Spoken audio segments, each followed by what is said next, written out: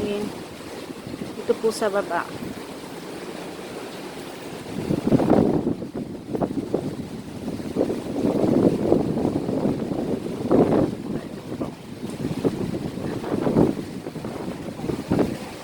Sa Pilipinas, baha halos lahat ng parte ng Pilipinas.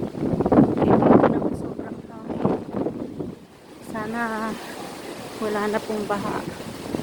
Kailan po kaya matitigil yung baha sa Pilipinas?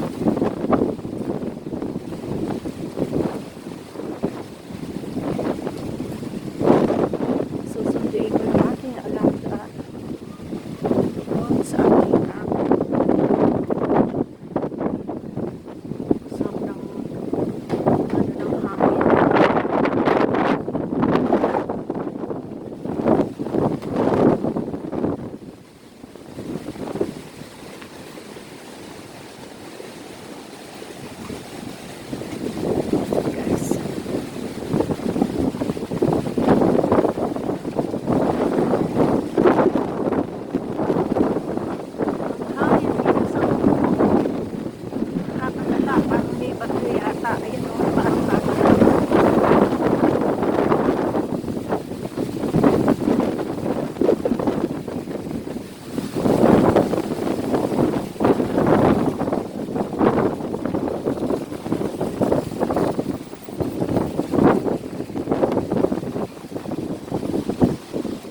Guys, pupunta ako sa MTR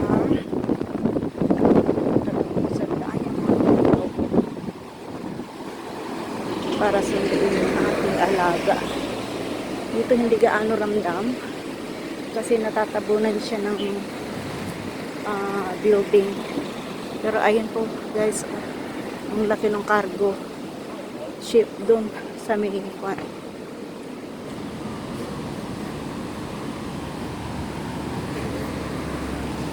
Siya. Pasilip po nga sandali. Costco cargo ship. Kasi po, dito napapaligutan kami ng dagat. Isa po ito kasing island.